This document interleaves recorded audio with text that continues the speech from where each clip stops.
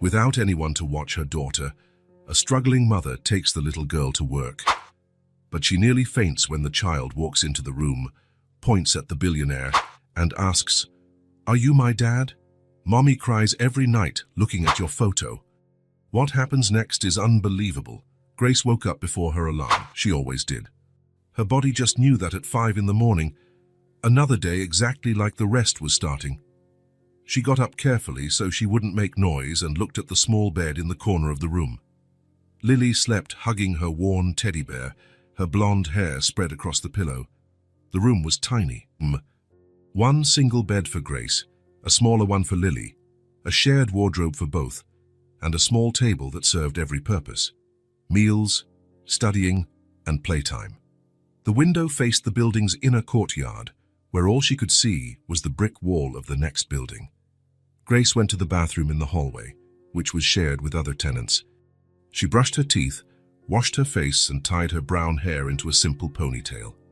In the mirror, she noticed her tired eyes. 26 years old, but sometimes she felt like she was 50. She went back to the room and prepared breakfast on a small side table where there was a portable electric burner. 2 slices of bread, a little jam, and some warm milk. Lily woke up to the smell. "Morning, Mommy." "Morning, sweetheart. Did you sleep well?" Lily nodded and sat at the table, still drowsy. Grace served breakfast and sat beside her daughter. They ate in silence, a little ritual they repeated every day. "Today Aunt Sarah is picking you up from school, and you'll stay with her until I get back, okay?" "Okay." "Aunt Sarah lets me watch cartoons." Grace smiled. Sarah was the 60-year-old neighbor who looked after Lily some afternoons. She was one of the few people Grace trusted. After breakfast, Grace helped Lily get dressed, brushed her hair, and made 2 braids. The little girl was beautiful, with big blue eyes and a smile that lit up any space. She was the most precious thing in Grace's world. "Mommy has to go to work. Will you be a good girl at school?" "Yes." "Will you be good at work too?" Grace chuckled softly. "I'll try." They left together. Grace dropped Lily off at school and took 2 buses to get downtown, where Whitmore Global's headquarters stood. 40 floors of glass and steel, reflecting the grey morning sky. Grace entered through the employee's entrance, showed her badge to the security guard, and went up to the locker area. She changed into the blue uniform of the outsourced cleaning company, grabbed her cart of supplies, and got to work. Her shift started on the 35th floor. Executives, managers, and important people worked there. Grace pushed her cleaning cart along the marble hallways, barely noticed by the men and women in suits who rushed by, talking on the phone or carrying folders. No one looked at her. It was as if she were invisible. Grace cleaned conference rooms, emptied trash cans, wiped glass tables. She heard conversations about numbers, projects, money, things that felt like they belonged to another world, a world where she didn't exist. The 36th floor housed the president's offices. Grace only went up there twice a week, and always with her supervisor. That was where the Whitmore family worked, the owners of the company. Grace had never seen any of them up close, but she knew they were powerful people. During her lunch break, Grace went to the plaza in front of the building. She sat on a bench, ate the sandwich she'd brought from home, and called Sarah to ask how Lily was doing. "She ate her lunch just fine, and now she's drawing," Sarah would say. "Thank you for looking after her." "Don't mention it, Grace. Lily is an angel." Grace went back to work, feeling a bit lighter. She knew her daughter was safe, and that's what mattered. The afternoons dragged on. Grace cleaned restrooms, hallways, elevators, always in silence, always invisible. Whitmore Global employees walked by her as though she were part of the decor. At 6 o'clock, Grace finished work. She changed clothes, grabbed her bag, and left through the same entrance she'd come in. Then it was 2 crowded bus rides back home, always exhausted. When she reached home, Lily would run to hug her. "Mommy, you're back." "I always come back, my love." They had dinner together. Grace helped Lily with her homework. Then they played a little before bedtime. It was Grace's favorite moment of the day. After Lily was asleep, Grace would sit on the edge of the bed watching her daughter. She thought about the future, the dreams she had tucked away, and the life she wanted for Lily. Sometimes the weight of responsibility felt overwhelming. Grace worked hard, saved every penny, made sacrifices, all for her daughter, all to ensure Lily had a better shot in life. No one at Whitmore Global knew she had a child. No one knew her dreams, fears, or hopes. To them, Grace was just another cleaning lady, invisible, with no story, no importance. But Grace knew who she was. She knew she had worth, and she knew she would do anything to protect Lily. While the city slept outside, Grace planned the next day, another day just like the others, another day carrying the weight of the world on her shoulders, quietly as always. She had no idea her life was about to change forever. Grace was finishing Lily's hair when the phone rang. It was 6:40 a.m., too early for anyone to call. Her heart skipped a beat. "Hello?" "Grace, dear, it's Sarah." The neighbor's voice sounded worried. Grace's stomach tightened. "Sarah, is something wrong?" "The school called me because they couldn't reach you. Your phone must be out of service." Grace checked her cell phone. Only 2 bars. The old device was always giving her problems. What did the school want? "Grace, the daycare is closed today. A major plumbing problem. The main pipe burst overnight and flooded everything." The words thundered in Grace's mind. Closed today, no warning. "But they can't just shut down without notice." "It was an emergency, dear. They said they'll only get it fixed by tomorrow." Grace sat on the bed, her legs shaking. Lily was on the floor, playing with dolls, humming a song she'd learned in class. "Sarah, maybe you could watch Lily today?" There was a pause on the other end. "Oh, Grace, any other day I would, no problem. But today I really can't. My sister Rosa is in the hospital, and I promised I'd stay with her all day. She's alone, you know? She doesn't have anyone else." Grace closed her eyes. "I understand, Sarah. I'm really sorry, dear. If it were anything else, it's okay. Take care of your sister." Grace hung up and looked at Lily. The little girl had just discovered that her 2 favorite dolls fit perfectly in the toy house. "Mommy, look! Barbie and Anna can live together." "That's great, my love." Grace tried to think of alternatives. She had no family in the city. She'd moved here when she found out she was pregnant, wanting a fresh start, far from everything. She had no close friends. Sarah was practically the only person she trusted with Lily. She glanced at the clock, 6:50. She needed to leave the house in half an hour to get to work on time. What would she do? She couldn't miss work. She'd already missed 2 days the past few weeks when Lily had a fever. The first time, her supervisor, Mrs. Henderson, was understanding. The second time, she'd made it clear that any more absences could result in termination.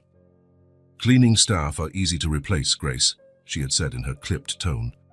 "There's a line of people waiting for jobs." Grace couldn't afford to lose her job. It was her only source of income, the only way to pay rent, buy food, and clothe Lily. A wild idea started forming in her mind. What if she took Lily to work? The Whitmore Global building was huge, 40 floors. She was sure there were empty rooms where she could keep Lily hidden for a few hours, just until the end of her shift. It was far too risky. If they found out, she'd be finished. But she had no choice. "Lily, come here, sweetheart." The girl dropped her dolls and ran into her mother's arms. "Today you're going on a very special trip with me." Lily's blue eyes sparkled with curiosity. "What trip?" "You're going to see the building where I work, but it's our special secret, okay?" "A secret, like in the movies?" Despite her worry, Grace smiled. "Yes, like in the movies. You'll stay in a special room, very quietly, while I work. Then we'll go home together." "Can I take Ted?" Lily asked, pointing to her teddy bear. "Of course you can." Grace packed a backpack with everything that might keep Lily busy for hours: coloring books, crayons, small toys, Teddy, sandwiches, juice, cookies, and fruit. She also brought a small blanket in case Lily wanted to nap. "Now listen carefully, Lily. In the building where I work, there are important rules. You have to stay exactly where I leave you and cannot leave that place. Understand?" "Why?" "Because you could get lost. It's a really big building with lots of people. If you get lost, I won't be able to find you." Lily gave a serious nod. "I don't want to get lost." "Then you'll stay in the room I choose, right?" "Right." The ride downtown never felt so long. Grace was nervous, checking and rechecking she had everything in Lily's backpack. Lily was excited, gazing out the bus window, commenting on cars and buildings. "Mommy, that building is really tall." "It is. But the one where I work is even taller." "Really? Taller than the clouds?" "Almost," Grace laughed, trying to hide her anxiety. When they got off the bus in front of Whitmore Global, Lily gaped. "Wow, it's really, really big." The steel and glass tower rose toward the sky like a mountain. Grace always felt small next to it, but now, with Lily by her side, the feeling was even stronger. "Come on, sweetheart." They entered through the employee's entrance. Mr. Martinez, the security guard, was at his post as usual, a friendly man in his 50s who always greeted Grace with a smile. "Good morning, Grace." He paused when he saw Lily. "Well, who's this little princess?" Grace felt her cheeks heat. "Good morning, Mr. Martinez. This is my daughter, Lily. Her school closed today because of a problem, and I had no one to watch her." Mr. Martinez knelt to Lily's eye level. "Hi, Lily, that's a lovely name. How old are you?" Lily held up 4 fingers. "4? 4 years old?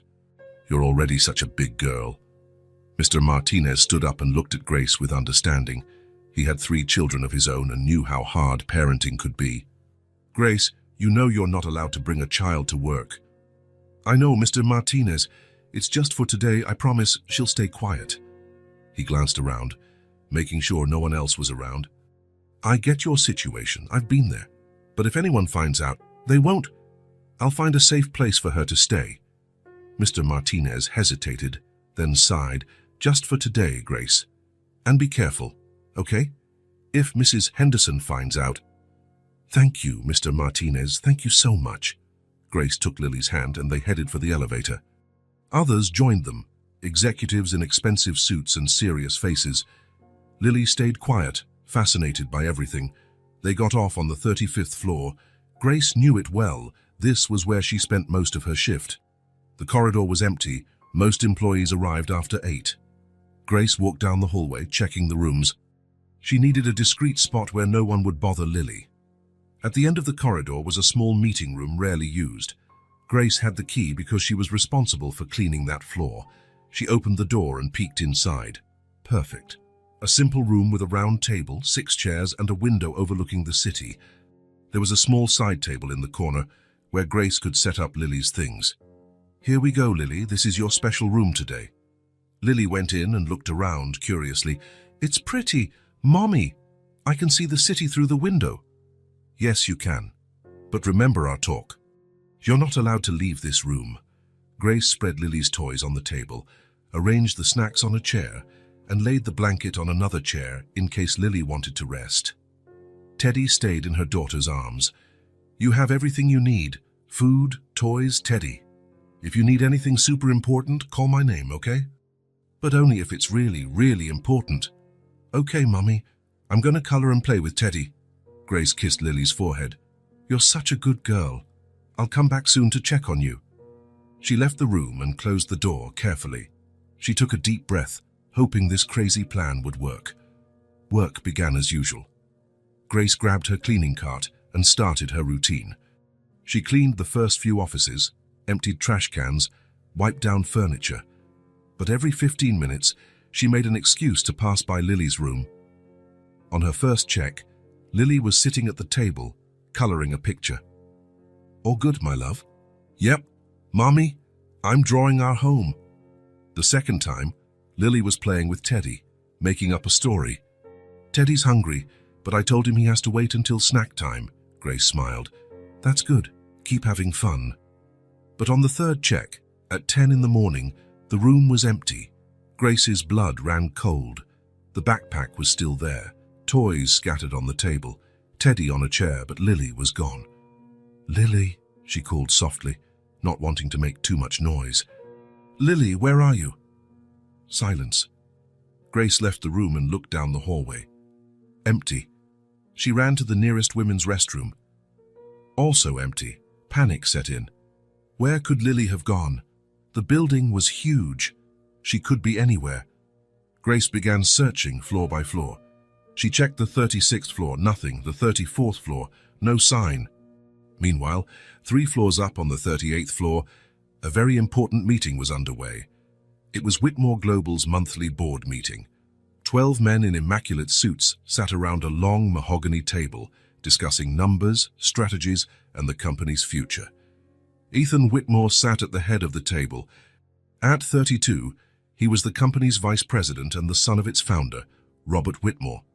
Tall, dark hair perfectly trimmed, piercing blue eyes.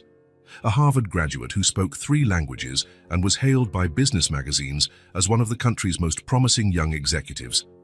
Third-quarter figures show a solid 15% growth compared to the same period last year, reported James Morrison, the CFO. Ethan flipped through the reports in front of him, taking occasional notes. The meeting followed the usual pattern: figures, projections, strategies. "And what about the Asian market?" another director asked. "We have very positive prospects for next year," Ethan replied. "We plan to expand." Right then, the conference room door opened. A little blonde girl with pigtails walked in.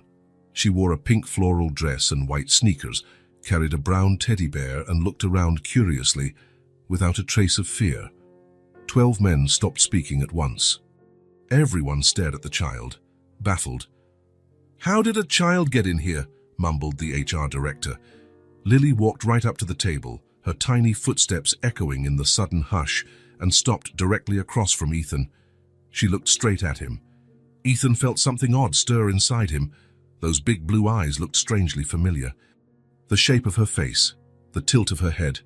"Hi," Lily said in her sweet, childlike voice.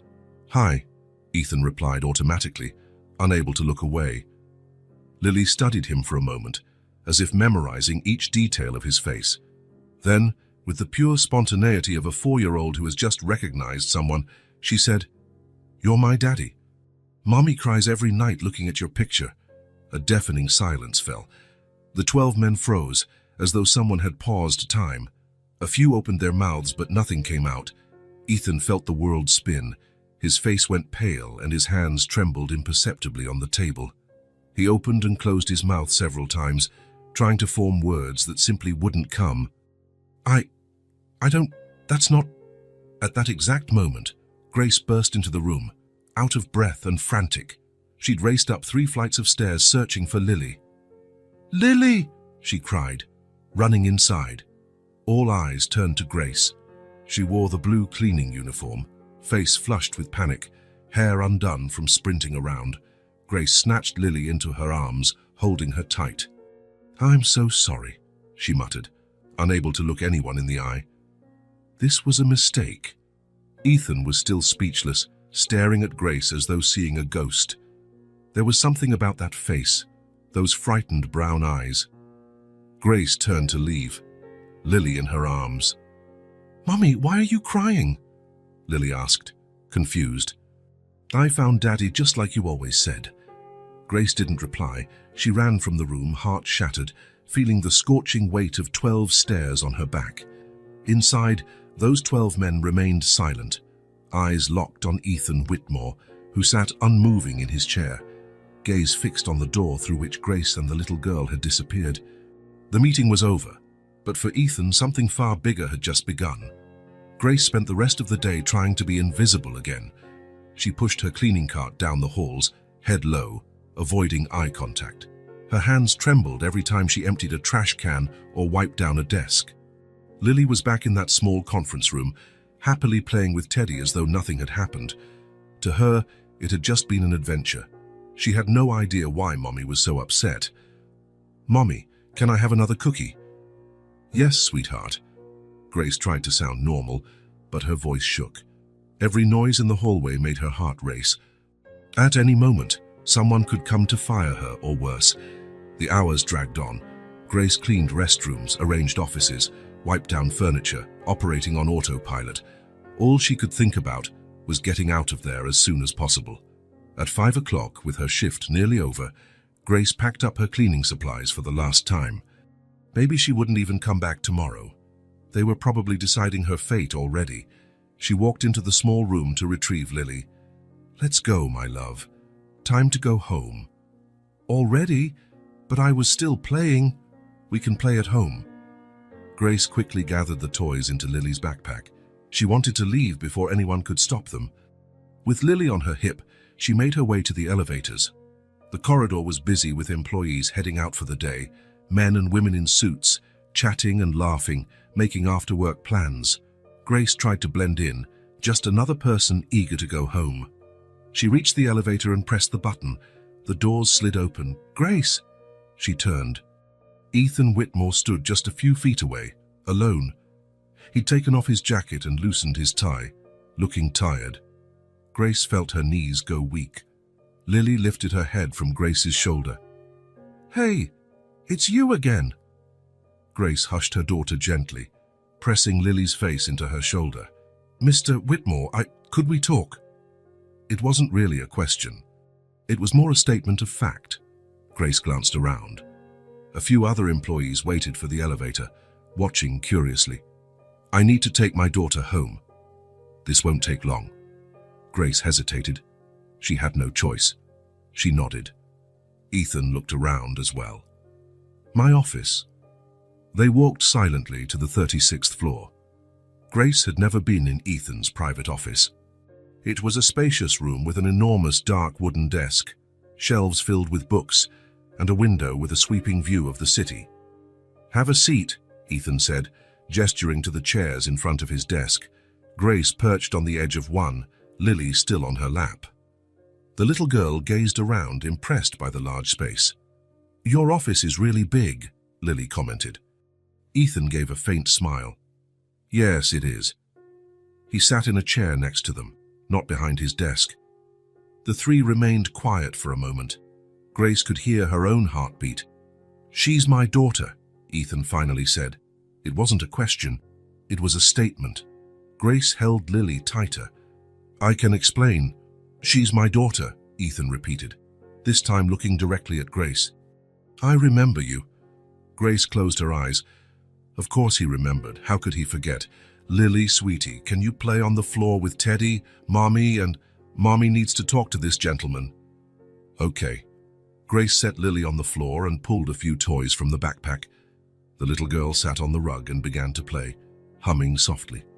"5 years ago," Grace began, not meeting his eyes. "It was 5 years ago." Ethan nodded. "I remember the company's year-end party. You were working catering. Just a temporary job. I needed extra money." Grace recalled it all vividly. She'd been hired to serve drinks at Whitmore Global's holiday celebration, a fancy event on the top floor of the building with panoramic views of the city. Ethan had arrived late to the party, looking tired and stressed. He stood alone in a corner, sipping a drink while everyone else mingled. Grace had approached to offer another drink, and they started talking. "You were different that night," Grace said quietly. "Not like the other executives. I just argued with my father about the direction of the company, my life." She remembered. They'd talked for hours about unfulfilled dreams, family pressure, unspoken expectations. Ethan had confessed feeling trapped in a life he hadn't chosen. Grace had confided her desire for more than just temporary gigs. "We ended up at my place," Grace continued in a low voice, "a tiny apartment at the time. "I know," Ethan said gently. "I remember everything." It had been a night unlike any other for both of them.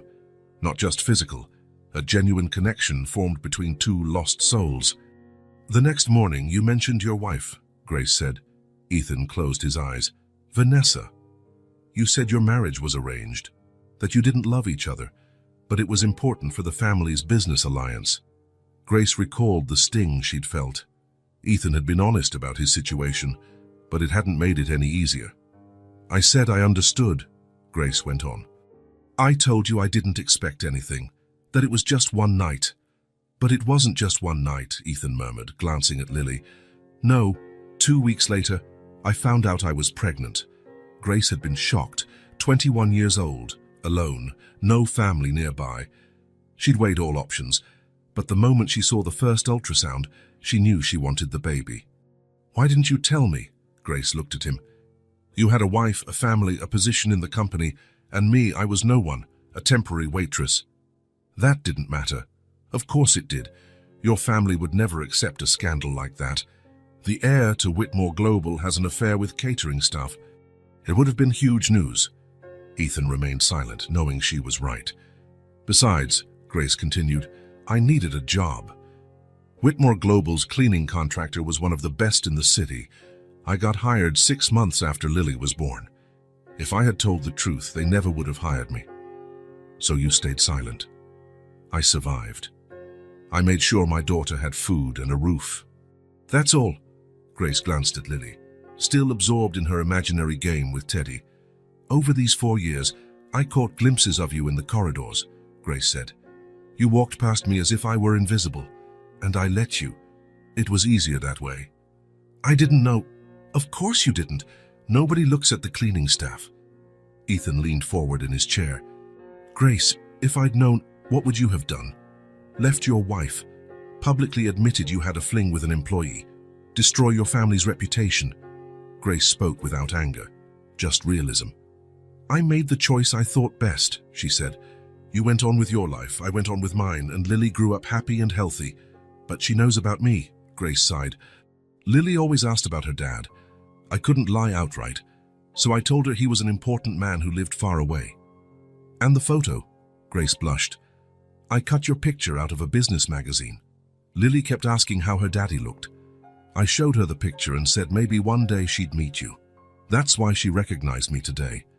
Yes, that's why she said what she said in the meeting. To her you were real. To me you were just the answer to her questions. They fell silent for a few moments. Lily continued playing, unaware of the gravity in the adults' conversation. What do you want now? Grace finally asked. I want to know my daughter. She met his gaze. Are you sure? If you come into her life, you can't leave whenever you're tired. She's not a toy. I know that. You have a wife, a well-structured life, a reputation to uphold. Those are my problems. Grace studied his face. She saw determination, but also fear.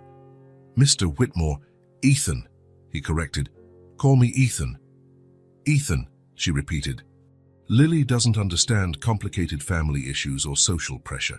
She only understands love and attention. If you want to be in her life, you need to be a real father. I want to try. Grace glanced at Lily, who was making Teddy talk to an imaginary doll. I never asked you for anything, Grace said slowly. No money, no favors, no recognition. All I wanted was to raise my daughter in peace. Ethan nodded. I understand. But now you know the truth, and the choice is yours. Grace stood and called Lily. Let's go, sweetheart. Time to go home. Already? But I was telling Ted a super cool story. You can finish it at home. Grace slung the backpack over her shoulder. Ethan rose as well. Grace? She stopped at the door and turned around. Thank you for telling me the truth. She nodded and walked out, holding Lily's hand. Ethan was left alone in the office, gazing out at the city below. His life had changed in mere minutes. He had a daughter, a 4-year-old who had called him Daddy. Now he had to figure out what to do with that knowledge. Ethan was still in his office when the phone rang. It was 7 in the evening and the building was nearly empty. He'd been replaying his conversation with Grace, trying to process it all. Ethan, come to my office. Now. Robert Whitmore's voice allowed no argument. Ethan hung up and sighed, knowing this was inevitable. The president's office was on the top floor, twice as large as Ethan's, with an imposing decor that made it clear who was in charge. Robert sat behind a massive desk, hands clasped over an open folder. Close the door, he ordered without lifting his eyes from the papers. Ethan obeyed and approached. His father, at 62, was still an impressive figure, grey hair neatly combed, an impeccable suit, perfect posture. He had built Whitmore Global from the ground up and never let anyone forget it. Sit! Ethan sat in one of the chairs in front of the desk. Robert finally looked up, his jaw clenched. Morrison told me what happened in today's meeting. James Morrison, the CFO, had been there when Lily walked in. It was only natural he'd report to Robert. Dad. Be quiet, Robert interrupted, raising a hand. I'll speak first, then you'll explain how you plan to fix this mess. He stood and walked to the window, his back to Ethan. His voice was cold, controlled. Her child walked into a board meeting and said, in front of 12 people, that you're her father. The mother is a cleaning employee. That's bad enough. Ethan stayed silent, knowing Robert wasn't finished. Worse, Robert continued, still facing the window. Some directors are already making jokes in the hallways, saying the Whitmore men have exotic tastes, that we like to toy with the help. Robert spun to face him. This must not leave the building, Ethan. It cannot reach the press. Do you understand how serious this is? I do, Dad. Then explain how this happened. Ethan took a deep breath. Her name is Grace. We met 5 years ago at the company's year-end party. She was with the catering team. And you slept with her? Yes. Robert shook his head in disappointment. You were married, Ethan. Vanessa comes from a respected family. How could you be so reckless? My marriage to Vanessa was never about love, Dad. You arranged it for business reasons. So what? You had responsibilities, a name to uphold. Ethan stood. Grace got pregnant. She never told me. She raised the child alone for 4 years. Raised the child alone, and now she shows up, wanting to take advantage, obviously, Robert said with contempt. It's clear what she wants. Money, recognition, maybe a lifetime pension. It's not like that. Of course it is. Women like that are all the same. They wait for the right moment to appear with their stories. Ethan felt anger boil in his chest. She's been working here for 4 years, Dad. If she wanted to extort us, she would have done it long ago. Then why now? Because the child appeared on her own. Grace tried to hide her, but the daycare was closed, and she had no babysitter.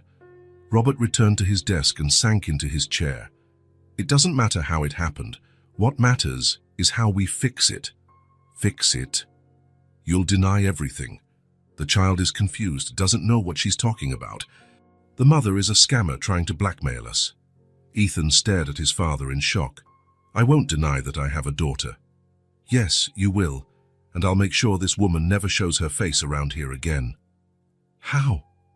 Robert pulled a file from his desk. Grace Silver, 26, employed by the cleaning contractor for 4 years, rents a room in a boarding house in the West End with her daughter. Ethan realized his father had already done some digging into Grace, probably right after Morrison's report. I'll have her fired tomorrow, Robert said, flipping through the pages. For misconduct, bringing a child into the workplace. You can't do that. I can and I will. Then I'll make sure she can't find decent work anywhere else in town. A few strategic phone calls will do it. Ethan sprang up. Dad, you're talking about ruining someone's life. I'm talking about protecting our family, Robert replied, standing as well. Our reputation, our company. And the child, you're also going to ruin a 4-year-old's life. Robert shrugged. The child's not our problem. She's my daughter.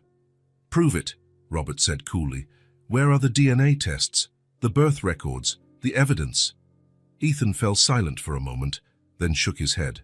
I don't need proof. Just look at her. Nonsense.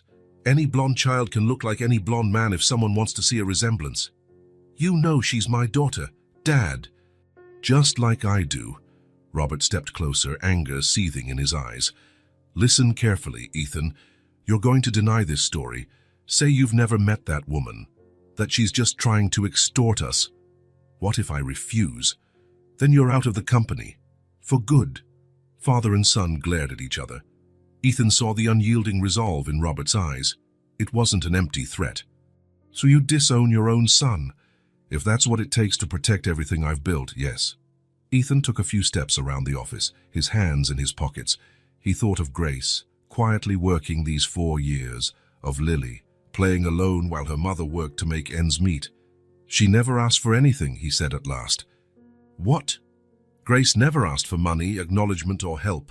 She raised the child alone, not bothering anyone. That makes her more dangerous, Robert insisted. Women like that are calculating, waiting for the perfect moment to strike. But she gave me a daughter, Ethan continued, ignoring his father's insult. And I want to know her. You have Vanessa. You two can have children whenever you want. Lily isn't a substitute for some future child. She's already here. And she called me Dad.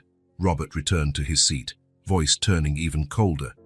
If you keep up this nonsense, Ethan, you'll lose everything, your position, your social standing, the community's respect.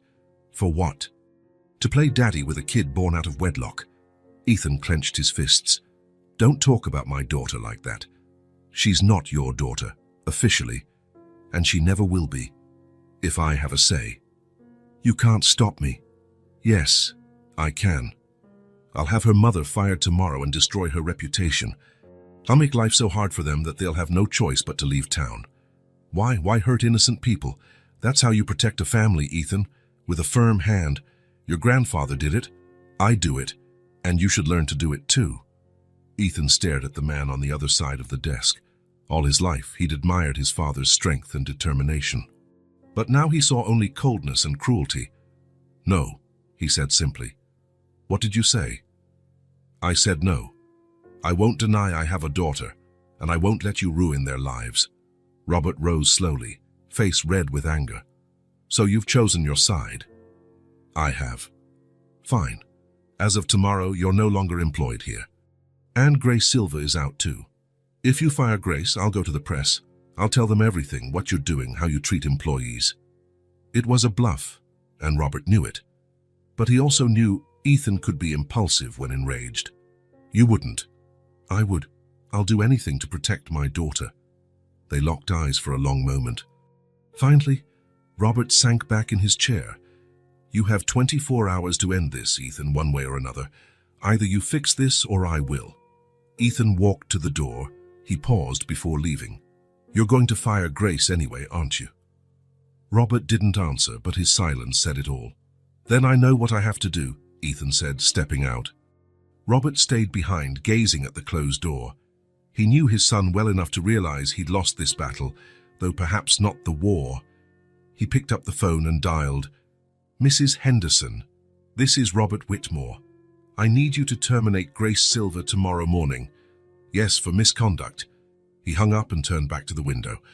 If Ethan wanted to play hero, so be it, but not at the Whitmore family's expense.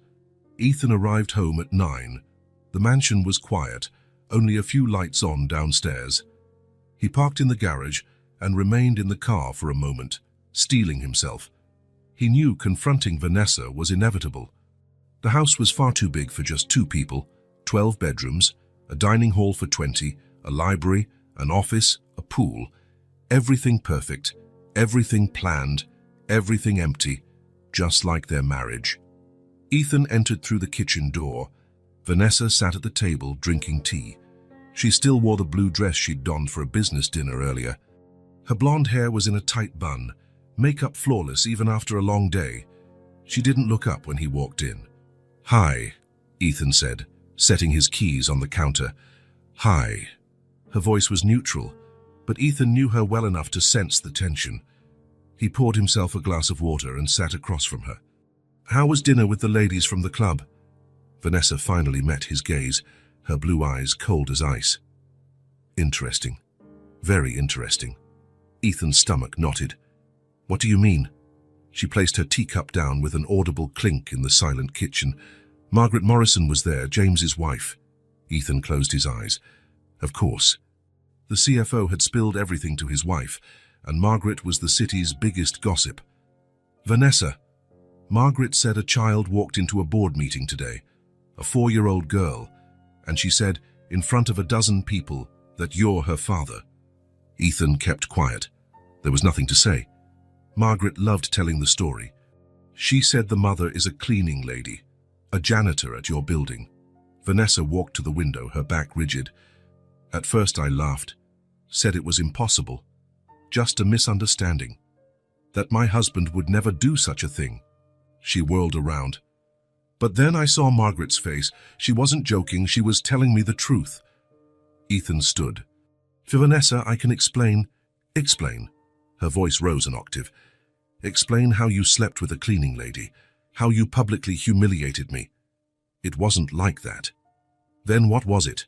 Please, enlighten me. How my husband managed to father a child by a janitor without my knowledge. Ethan took a steadying breath. It happened 5 years ago, at the holiday party. We were going through a rough patch. Rough patch, Vanessa laughed bitterly. Our marriage was always rough, Ethan.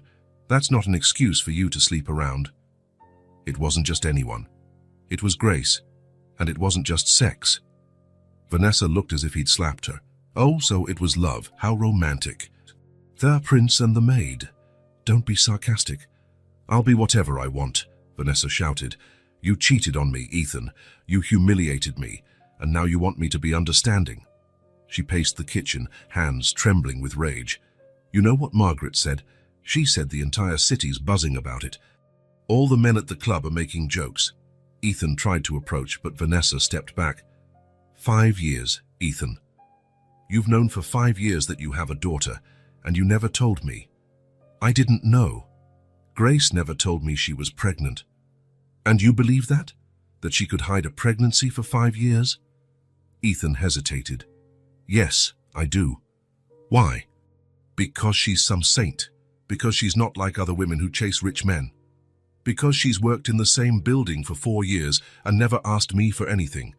If she wanted money, she could have demanded it ages ago. Vanessa stopped pacing and faced him. You're defending her. I am. You're defending a cleaning lady against your own wife. I'm defending the mother of my child. Vanessa was silent for a few seconds. Her voice dropped lower, more dangerous. You've ruined everything, Ethan. Our marriage, our reputation, our standing. All for a janitor. Ethan met her eyes. Our marriage was always a facade, Vanessa. You know that. We never truly loved each other. That doesn't matter. We had an arrangement, a contract, a partnership. But with her... Ethan paused, searching for the right words. With Grace, a life was created. A child. And that child called me Dad. Vanessa looked at him like she no longer recognized him. So you chose her. I chose my daughter. Same thing. Vanessa stormed out of the kitchen without another word. Ethan heard her footsteps on the stairs, then a door slamming upstairs. He stayed alone in the kitchen, staring at the teacup Vanessa had left behind. It was still warm. Over the next hour, Ethan heard movements upstairs, hurried footsteps, drawers opening and closing. Vanessa was packing. Around 11, she descended with 2 large suitcases. She'd changed into jeans and a simple top, her hair down, no makeup. She looked younger, more vulnerable. Ethan waited in the living room. I'm staying at my sister's place, Vanessa said from the doorway. For now.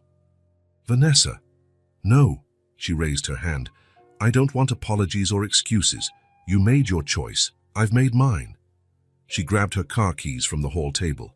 My lawyer will contact you tomorrow about the divorce. Ethan stood. Are you sure? She looked at him one last time, her eyes dry, her voice cold and determined. Absolutely. You humiliated me publicly.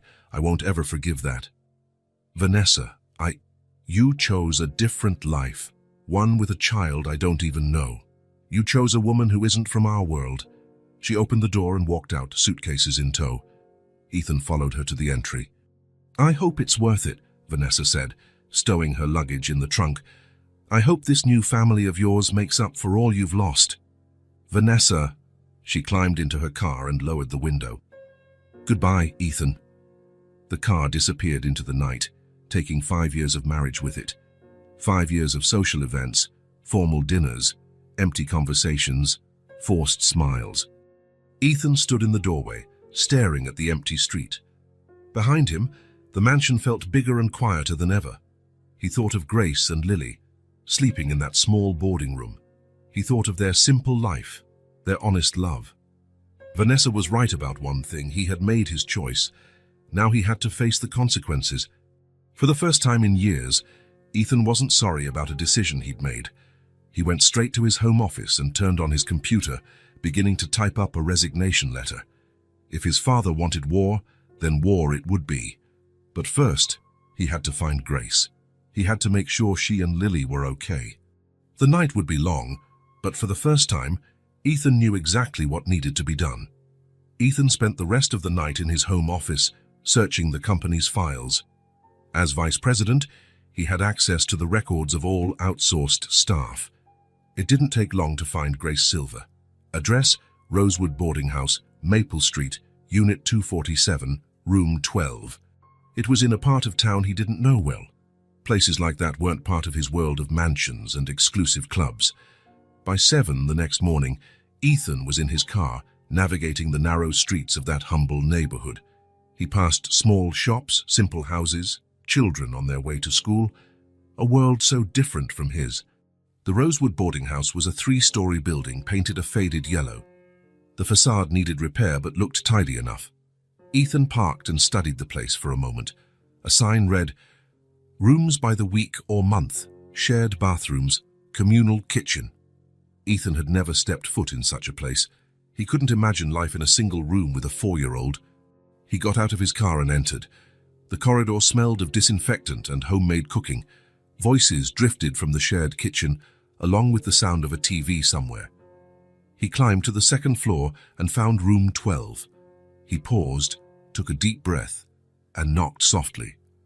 "Just a minute," came Grace's voice from inside. He heard footsteps, and the door opened.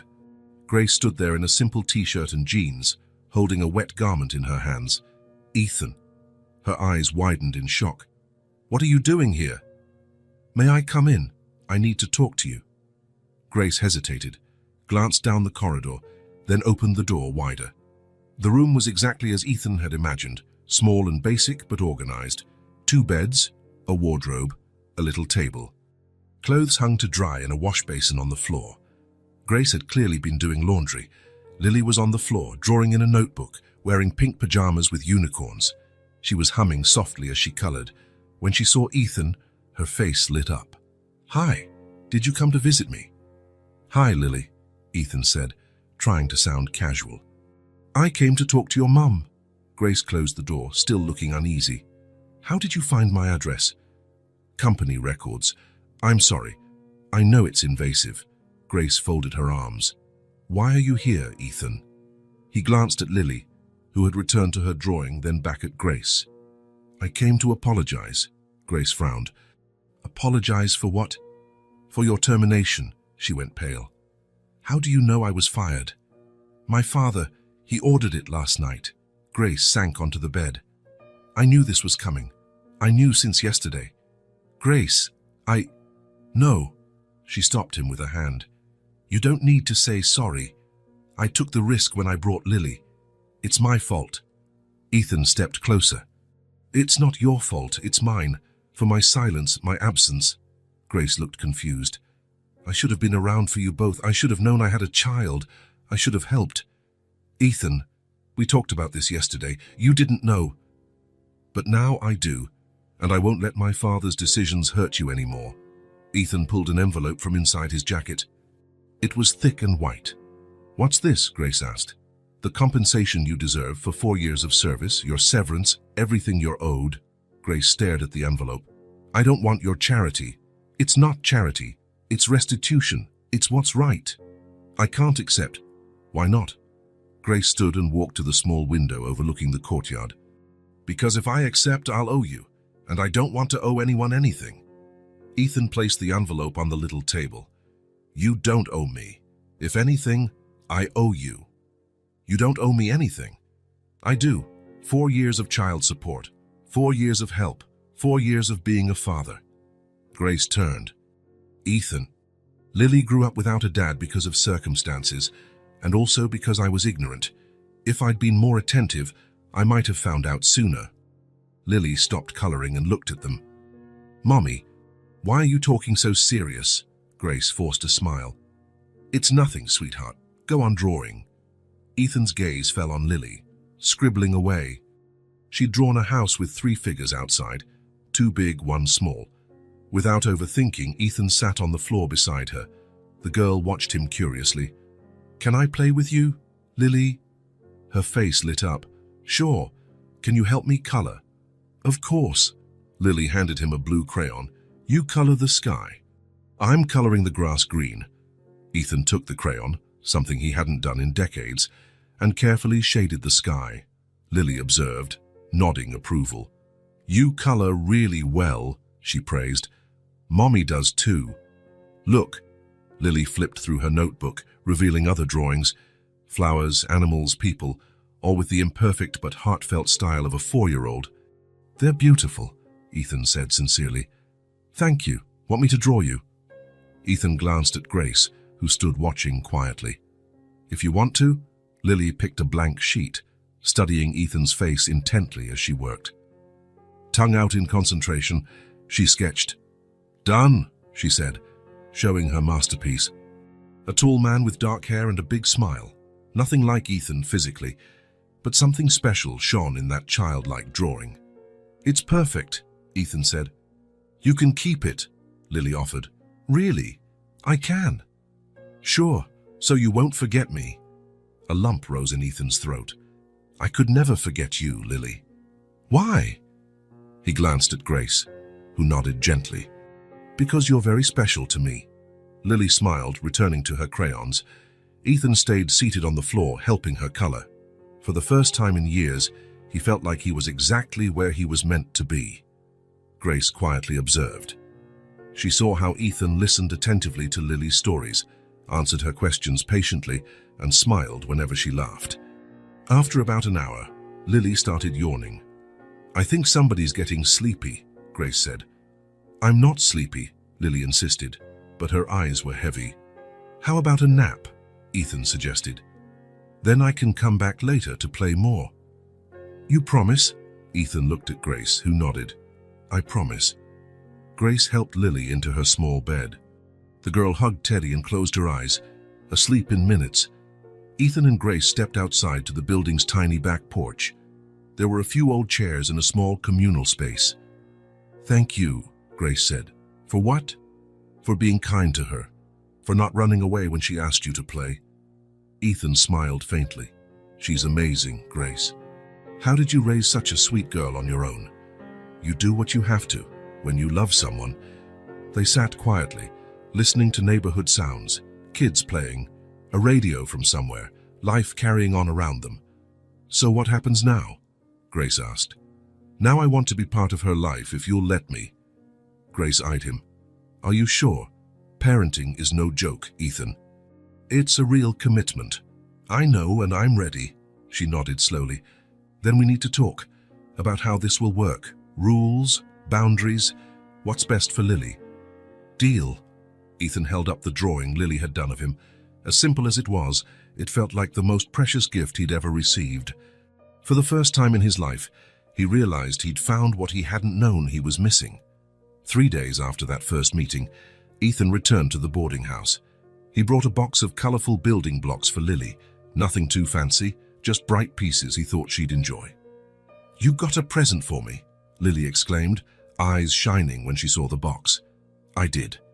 I thought we could play together." Grace watched from the small table where she was prepping lunch. Ethan sat on the floor and opened the box. Lily dropped to her knees beside him, eager to see what was inside.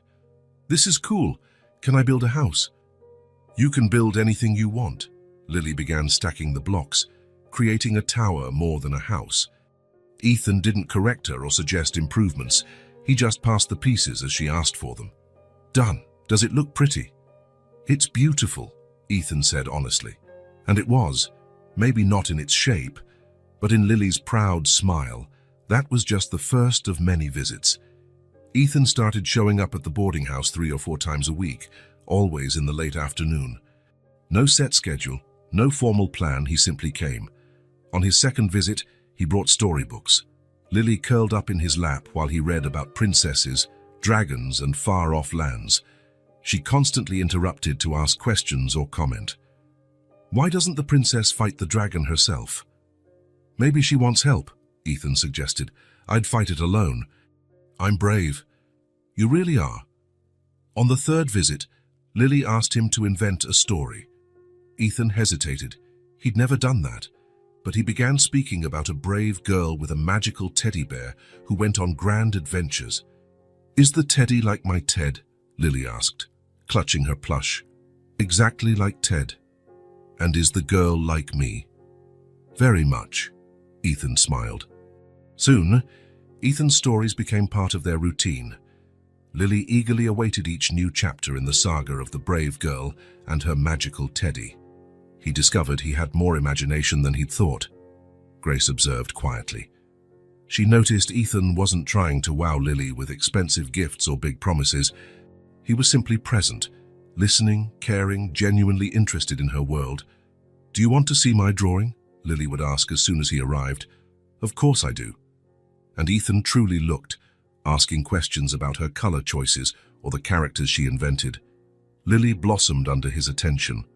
On his 5th visit, it happened. They were playing with Lily's dolls, Ethan doing silly voices for the male characters, while Lily cared for the mom dolls. "Daddy, can you make Ken's voice deeper?" Lily asked. Ethan froze. Grace, folding laundry nearby, also froze. Lily kept playing, completely natural. For her, it wasn't a big moment. Ethan was the man who played with her, told her stories, showed up every day. Of course he was Daddy. Ethan swallowed hard and used a deeper voice. "How's this?" "Perfect, Daddy." Grace and Ethan locked eyes over Lily's head. Grace had tears, but they were tears of something like relief, as if a missing piece had finally found its place. From that day on, Lily called Ethan Daddy freely. It wasn't forced or staged, it simply happened. "Daddy, can you come tomorrow?" "Daddy, do you like chocolate ice cream?" "Daddy, Mommy said you have a really big house." Ethan quickly adapted to being called Daddy. In fact, he preferred it to Mr. Whitmore or Vice President. The weeks rolled by. Ethan rearranged his schedule to have more free time. He cancelled unnecessary meetings, delegated tasks, shifted priorities. For the first time, something was more important than work. One Thursday afternoon, Ethan arrived to find Lily drawing at the small table, singing a song she'd learned at school. Grace was sewing a tear in Lily's clothes. "Hi, Daddy," Lily said without looking up from her sketch. "Hey, Princess, what you drawing?" "I'm drawing our family. Look." She held up the paper. 3 people. 1 woman with brown hair, 1 tall man, and 1 small girl. All smiling, holding hands. "It's beautiful," Ethan said, feeling his chest tighten. "Can you put it on your fridge at your house?" Ethan had never pinned anything to his sleek stainless steel fridge, but he nodded. "Of course I can." He sat beside Lily, watching her draw another sheet, this time an entire little universe, houses, trees, animals, people. "This is Miss Sarah's house," Lily explained, drawing a small building. "And this is the park we're going to on Sunday." Ethan listened, struck by her vivid imagination. Lily continued to draw, creating stories for every piece she added. "And this is Daddy going to work," she said, drawing a small figure walking toward a tall building. "Why is Daddy going to work?" "So he can earn money to buy food for the family," Lily answered in the simple logic of a 4-year-old. Ethan chuckled. "Makes sense." When she finished, Lily put her crayons away and stood up. "Daddy, can we play dolls now?" "Sure." They sat on the floor, Lily organizing her dolls for a grand adventure. There were doll parents, a dollhouse, and a doll car. Ethan gave them all different voices, invented dialogues, and set up little plots. Grace stopped sewing to watch. Seeing Ethan, once a polished executive, sitting on the floor playing dolls with a 4-year-old was surreal, but it also felt incredibly natural. "Now the mom doll is making dinner for the family," Lily announced. "What's she cooking?" "Spaghetti. Everyone loves spaghetti." They played for another hour. Ethan never checked the time or his phone. He was fully there in the moment. When Lily began yawning, Grace declared it bath time. "Can Daddy stay for dinner?" Lily asked. Grace hesitated. Dinner was different from playing. It meant more closeness, more intimacy, a real step into their daily life. "If he wants to," Grace said. "I'd love to," Ethan replied. While Grace bathed Lily, Ethan waited in the small common area of the boarding house. Other tenants passed by, greeting him, making comments about how nice it was to see Lily with her dad. Ethan felt a bit uneasy, but also proud hearing people call him Lily's father. They had a simple dinner at the tiny table in the room, rice, beans, and chicken that Grace had cooked with care. Ethan ate every bite, genuinely appreciating it. "Mommy cooks really well," Lily noted. "She sure does," Ethan agreed. After dinner, Lily brushed her teeth, put on pajamas, and climbed into her small bed with Teddy. "Daddy, can you tell me a story?" Ethan glanced at Grace, who nodded. "Sure. Which one?" "The Brave Girl and the Magical Teddy." He sat on the edge of Lily's bed and began. She listened intently, asking questions, smiling at funny parts. Slowly, her eyelids drooped. "Daddy? Yes?" Lily paused her game with Teddy and stared into Ethan's eyes, her little face solemn. "It's nice when you come over. Mommy smiles more." Ethan felt his heart clench and expand all at once. He glanced at Grace, who stood by the wall, smiling softly. A real smile. "Really?" he asked, his voice thick. "Yes. Before you didn't come, and Mommy got sad sometimes. Now she's happy." Ethan couldn't respond right away. He had never realized his presence or absence could mean so much to anyone, especially these two people he had come to cherish so deeply. "I'm happy when I come here too," he finally managed. "Why?" "Because you two are special to me." Lily smiled and hugged Teddy closer. "Daddy, are you coming tomorrow?" "If you want me to." "I do." "Then I will." Lily closed her eyes, content. Within minutes, she was sound asleep. Ethan and Grace stepped out of the room quietly and returned to the little terrace with the old chairs. "Thank you," Grace repeated. "For what?" "For being here, for not giving up when things got tough." "Grace, did you think I would just abandon my daughter?" "I didn't know. A lot of men would." "I'm not most men." Grace smiled. "No, you're not." They sat quietly for a while, listening to the nighttime sounds of the neighborhood. "She's wonderful," Ethan said at last. "How did you do it on your own?" Grace glanced at the window where Lily slept. "You do what you must when you love someone. But it couldn't have been easy." "It wasn't. There were nights I didn't know how I'd pay rent next month. Times Lily got sick and I had to wait hours at the free clinic because I couldn't afford private care." She paused, remembering. "I often felt lost, unsure if I was doing the right thing. You did an incredible job. I did what I could, but now she has a father. That changes everything. For the better, I hope." "Yes," Grace said softly. "For the better." In the days that followed, their new routine continued. Ethan arrived in the late afternoon, played with Lily, shared dinner, told bedtime stories. There was no more awkwardness. He was simply part of their daily lives now. On a Friday, Ethan walked in to find Lily sprawled on the floor with her dolls. She had built an entire little world. Houses made of books, roads made of tape, toy cars scattered everywhere. Grace was folding clothes on the bed but paused to watch. "Hi, Daddy. Look what I made." "Wow, that's an amazing city." Lily explained every detail. There was a hospital for injured dolls, a school where teddy bears learned to read, and a park for all the toys to play together. Ethan sat on the floor and listened, never interrupting or suggesting improvements. He simply enjoyed her enthusiasm. "Daddy, do you want to be the mayor of the city?" "What does the mayor do?" "Takes care of everyone and solves problems." "Then I'll do it." Grace smiled as she watched Ethan learn something many adults never do: how to simply be present, to follow a child's lead, to value the moment without controlling it. Lily hummed a little song from school while she played, her sweet voice filling the tiny space. Ethan listened as if it were the most beautiful melody he'd ever heard. After the song, Lily told a story with her dolls about a happy family in a magical city. "And the daddy of the family always came home at the end of the day," Lily narrated, moving a male doll toward a bookhouse. "And the mommy was happy, and the little girl was happy, and they all ate dinner together." Grace and Ethan exchanged a look. Lily was basically describing her own life, the life she was finally getting. The bond between the three of them grew daily. No one forced it. It was just honesty, care, and time spent together. Ethan discovered something he'd never realized he was missing. Grace found someone to share parenting. More than that, someone who loved her child as much as she did. And Lily. Lily finally had a daddy, someone who came over every day, who played with her, told her stories, and made her feel special. Someone who completed the family she'd drawn over and over again. 3 weeks went by since Ethan began visiting Lily regularly. 3 weeks of playtime, stories, and simple dinners in that cramped room. 3 weeks in which he learned what being a father truly meant. Robert Whitmore watched it all from a distance. He got reports from building security about Ethan leaving early, saw his distraction in meetings. One Monday morning, Robert summoned Ethan to his office. It was early, 7:30 a.m., and the building was nearly empty. "Close the door," Robert said, without looking up from his papers.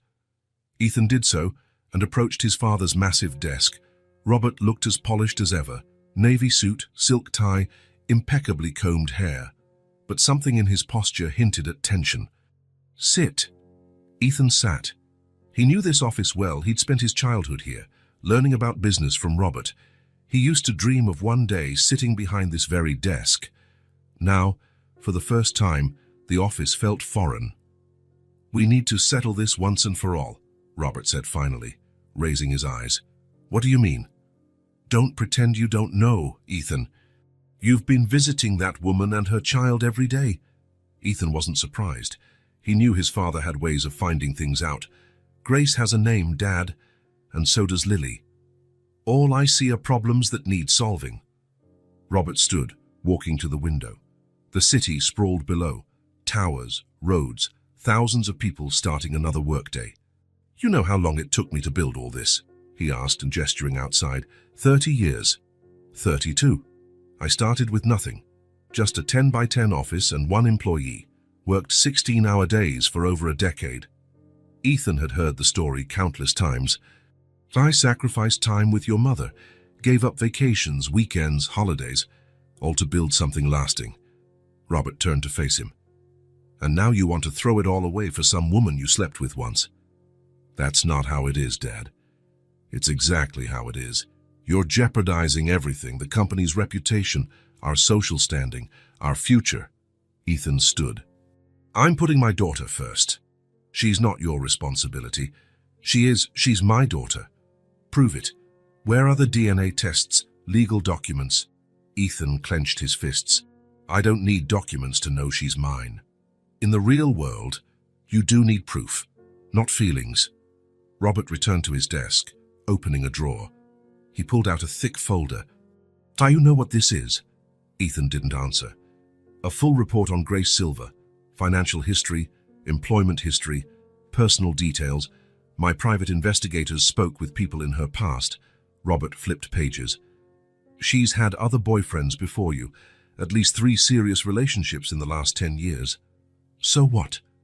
So any of them could be the father. She picked you because you have money." Ethan shook his head. "That's not true." "How do you know? Because she said so. Because the kid has blue eyes. Half the population does." "Ethan." Robert slammed the folder shut. "You're being played, and you're putting our entire family at risk over it. Dad, you don't know Grace or Lily. If you did, I don't want to know them. I want you to end this madness before it's too late." They glared at each other. Robert's expression was cold and calculating, while Ethan felt anger and sorrow entwined. "What do you want me to do?" "Never see that woman or the child again.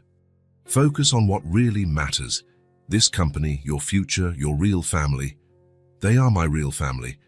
Your real family is this enterprise, the jobs we provide, the clients we serve, the people who depend on us." Robert leaned forward. "Ethan, you have the potential to surpass me, to take this company further than I ever could. But not if you waste your time on distractions. Lily isn't a distraction, she's my daughter. If you keep this up, you're out. Forever." The ultimatum hung in the air. Ethan knew Robert didn't bluff. Forever, forever. No way back, no second chances. Ethan walked to the window, staring at the city below. He thought of all the mornings he'd spent here planning the company's future. He thought of the dreams he had to grow the business. Then he pictured Lily, coloring in that tiny room, her excited face when he arrived, the way she called him Daddy, with absolute trust. "I should have chosen her a long time ago," he murmured, still looking out. "What?" Ethan turned to face his father. "I should have chosen Grace a long time ago. I'm not giving her up." Robert sprang up, face purple with rage. "You're making the biggest mistake of your life."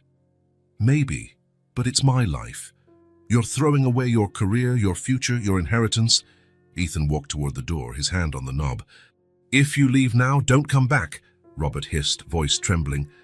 Ethan turned once more, looking at the man who'd raised him, taught him business, built an empire for him to inherit. "Then this is goodbye."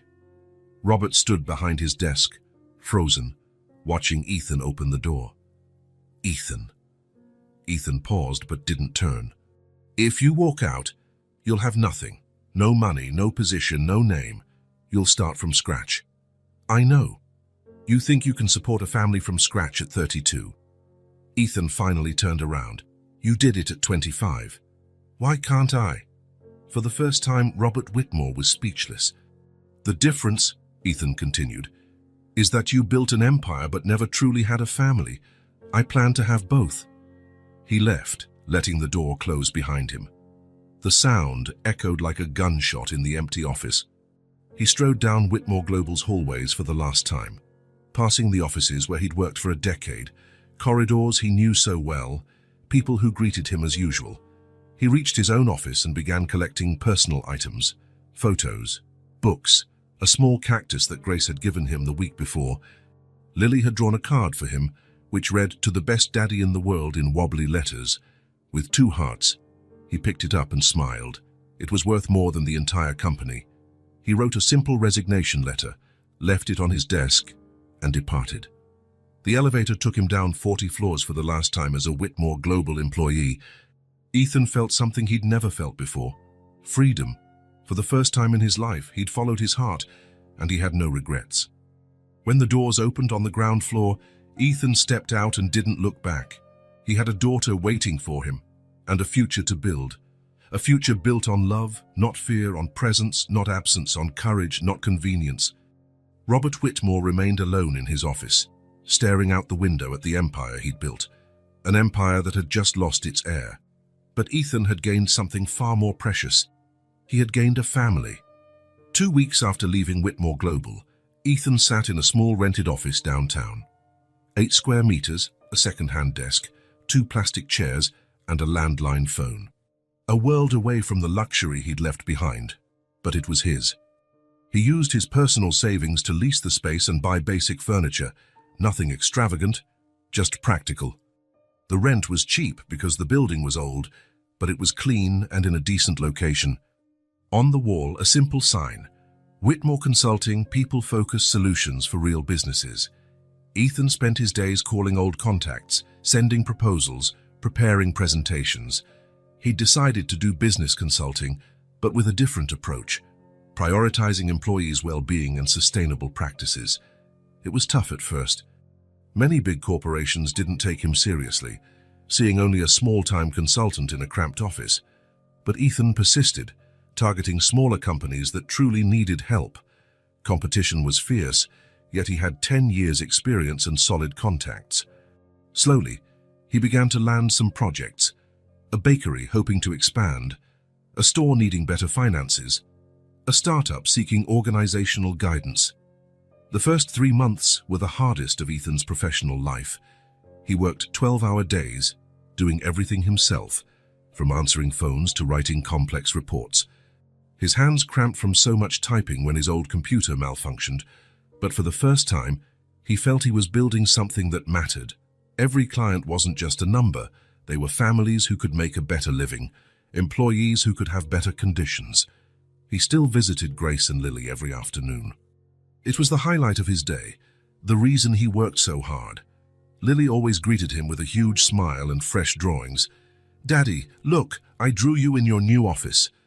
Ethan studied the picture, a man at a tiny desk, piles of paper around him, but wearing a big smile. "It's perfect, Princess." "You look happy in the picture," Grace observed. "I am happy," Ethan said, "for the first time in a long time."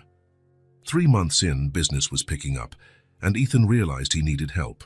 The firm was growing faster than expected, and he couldn't do everything alone. One rainy Thursday, he gathered the courage to ask Grace the question he'd been rehearsing. "Grace, can I talk to you about something important?" She set down her mug. "Sure." "Is everything okay?" "Yes, it's good news. My consulting business is growing faster than I thought." Grace smiled. "That's wonderful, Ethan." "Thank you. But I need someone to help me, not just a secretary. I need someone who understands what I'm trying to do, someone I trust." Grace began to see where this was going. "I'd like to invite you to work with me as my personal assistant." She was silent, absorbing the idea. "Ethan, that's unexpected. I know it might sound strange, But it's not because of our personal connection. Then why? He leaned forward. Because every time we talk about my work, you totally get it. You ask questions that make me think differently. You suggest solutions I never considered. Grace shook her head. But I don't know anything about running a business. I've never worked in an office. You know about people, Grace, about honesty, hard work, doing what's right, even when it's tough. That's what matters. He paused. Also, you managed life for you and Lily alone for 4 years. You stayed strong against all odds. If that's not competence, I don't know what is. Grace gazed at her hands. I don't want you hiring me out of pity or because of Lily. Grace, look at me. She raised her eyes. It's not pity. It's because you gave me what the entire world never did, courage. Grace frowned. Courage. Courage to leave a life that didn't fulfill me. Courage to start over. Courage to choose what really matters. Ethan leaned closer. I'm not offering a favor. I'm offering a partnership, a chance to build this new venture together. She pondered quietly. And Lily? I can't leave her alone. That's the second part of my plan. Ethan smiled. I'm about to rent a larger space. And I want to include an on-site daycare, free for employees who are parents. Grace's eyes widened. A daycare at the company. Yes, Lily would be our first child. You could work without worrying, knowing she's safe and close. Grace couldn't answer immediately. That's amazing, Ethan. But a daycare is expensive, and you need permits, trained staff. I've researched it all. Yes, it's costly, but happy employees do better work. It's an investment that'll pay off. Grace shook her head in awe. You've thought of everything. So, do you accept? She took a deep breath. I do. But on one condition. Name it. I want to learn everything. Administration, finances, HR. I don't want to be just a secretary. I want to be a true partner. Ethan held out his hand. Deal. Grace shook his hand. Deal. 3 months later, Whitmore Consulting moved into a much larger space, 2 floors of a commercial building. The first floor housed meeting rooms and offices, the second floor the daycare. Grace took on the daycare project entirely, researching licenses, interviewing teachers, selecting furniture and supplies. Ethan was amazed by her dedication. Are you sure you've never worked in an office before? He joked when she presented a detailed budget. Positive. I guess I have a knack for this. Indeed, she was indispensable. She greeted clients confidently, scheduled Ethan's busy calendar, and set up processes that kept the place running smoothly. Most impressive was her eagerness to learn. She arrived early to study reports, took online courses at night, read business books during lunch, always asking sharp questions. On the daycare's grand opening, Lily was the first child through the door. Wow, is this all just for me? She marveled, eyes wide at the colorful room. For now, Ethan said. Soon other kids will come play with you. Lily explored every corner, a dollhouse, a reading nook with bright cushions, tables for coloring, a toy kitchen. Daddy, this is the best place ever. Ethan grinned. You like it. I love it. Can I play here every day? Every day while Mommy works. Lily ran over and hugged his legs. You're the best daddy in the world. Grace watched, tears in her eyes. She could hardly believe how much life had changed, but Ethan still had one more change he wanted to make. A week later, he entered Grace's office carrying a folder of documents. Grace, I need your help with something. Sure, what is it? He set the folder on her desk. I want to make Lily officially mine. Grace opened the folder, finding legal forms and notary paperwork. Ethan, she already calls me Dad. She's part of my life. I want it legal. I want her name on paper, the way she's in my heart. Grace thumbed through the pages, overcome by emotion. Are you sure? This changes everything legally. I'm positive. Lily is my daughter. She always has been, ever since she walked into that meeting saying I was her dad. Grace nodded, eyes shining. Then we'll do it together. The legal process took a few weeks, but by late August, Lily Silver was officially registered as Lily Silver Whitmore. When the papers arrived, Ethan showed them to Lily. Look, Lily, now on paper you're my daughter too. She took the document, studying the words she couldn't read yet. What does that mean? It means everyone knows you're my daughter, that we're a real family. Lily smiled and hugged the paper. I always knew we were a family." The following months were filled with steady growth. The consulting firm thrived, hiring 3 more employees, a senior consultant, an administrative assistant, and another daycare teacher. Grace was blossoming.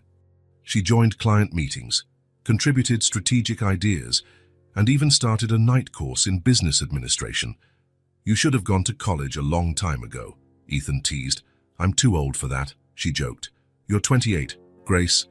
That's not old." "It's never too late. Do you think I can graduate? I think you can do anything you set your mind to."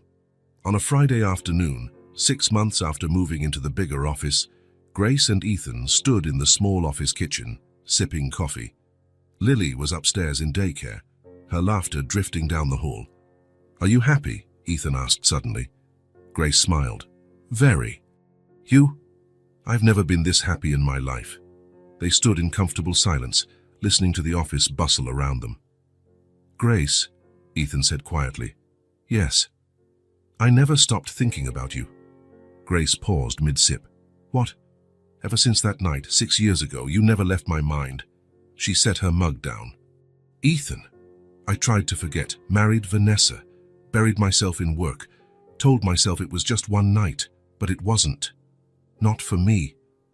Grace felt her heart pounding. "I never truly let it go either," she admitted. "But I was scared.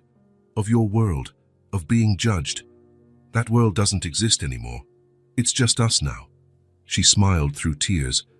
"Then let's build a new one that fits you, me, and Lily." Ethan rose from his chair and walked closer. Grace stood too. They embraced, finally free to express what they'd always felt. "I love you," he said.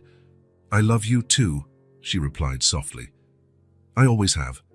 They kissed, a kiss 6 years overdue. From upstairs, Lily's voice floated down. "Miss Anna, can I go show my drawing to Mommy and Daddy?" Grace and Ethan broke apart, laughing. "Let's go," Grace said. "Our daughter has another masterpiece for us." "Our daughter," Ethan repeated, savoring the words. 3 months later, Ethan made another big move. He bought a house. Not a mansion, but a cozy home in a family-friendly neighborhood. 3 bedrooms, a yard, and a little patio. "Is this for us?" Lily asked when they first visited. "It's for our family," Ethan confirmed. Lily ran through the house, exploring every corner. There was a bedroom just for her, painted pink, an office where Grace could study, a big living room for them all to gather. "Mommy, look at the backyard. Can I plant flowers?" "Yes, my love." Grace turned to Ethan. "Are you sure? It's such a big responsibility." "Grace, we're already a family. Now we just need a home for our family." She kissed him. "Then yes, let's live here together." They moved in over a weekend. They didn't have many belongings. Grace and Lily owned little, and Ethan had left most of his old life behind. But they had each other. Their first night in the new place, after Lily was tucked into bed, Grace and Ethan sat on the living room floor, looking around. "Feels like a dream," Grace said. "If it's a dream, I don't want to wake up." Lily appeared in the doorway, barefoot, clutching Teddy. "I can't sleep." "Come here," Ethan said, opening his arms.